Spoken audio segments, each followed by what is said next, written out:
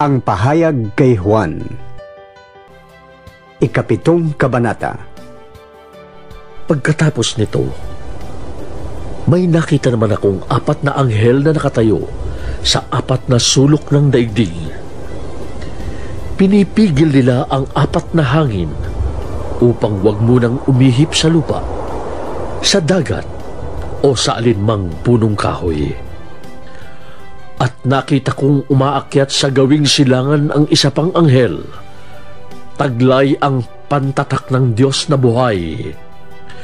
Humiyaw siya sa 4 na anghel na binigyan ng Diyos ng kapangyarihang maminsala sa lupa at sa dagat.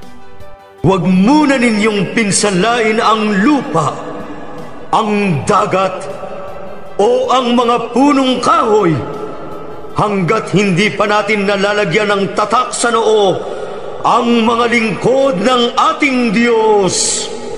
At sinabi sa akin ang bilang ng mga tinatakan, 144,000 buhat sa 12 lahi ng Israel. Sa lahi ni Huda, 12,000. Sa lahi ni Ruben, 12,000. Sa lahi ni Gad, 12,000. Sa lahi ni Aser, 12,000. Sa lahi ni Neftali, 12,000. Sa lahi ni Manases, 12,000. Sa lahi ni Simeon, 12,000. Sa lahi ni Levi, 12,000. Sa lahi ni Isakar, 12,000. Sa lahi ni Zabulon, 12,000. Sa lahi ni Jose, 12,000. Sa lahi ni Benjamin, 12,000. Pagkatapos nito'y nakita ko ang napakaraming tao na di kayang bilangin ni numan. Sila'y mula sa bawat bansa, lahi, bayan at wika. Nakatayo sila sa harap ng trono at ng kordero, nakadamit ng puti at may hawak na mga palaspas.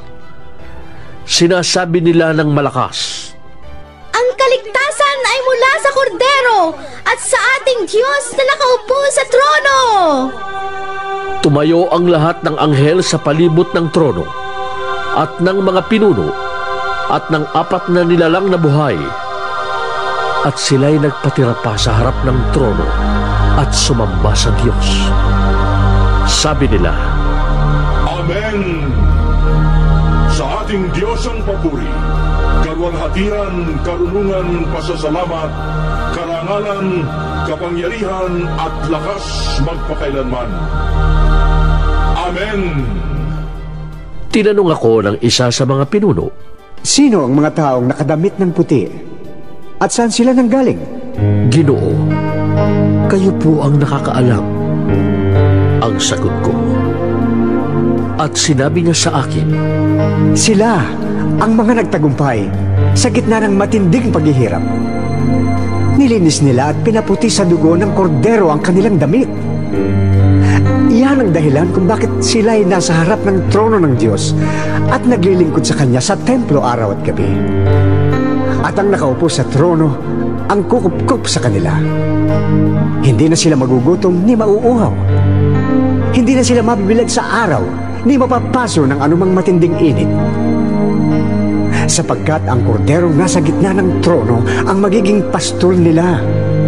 Sila'y dadalhin niya sa mga bukal ng tubig na nagbibigay buhay, at papahirin ng Diyos ang bawat luha sa kanilang mga mata.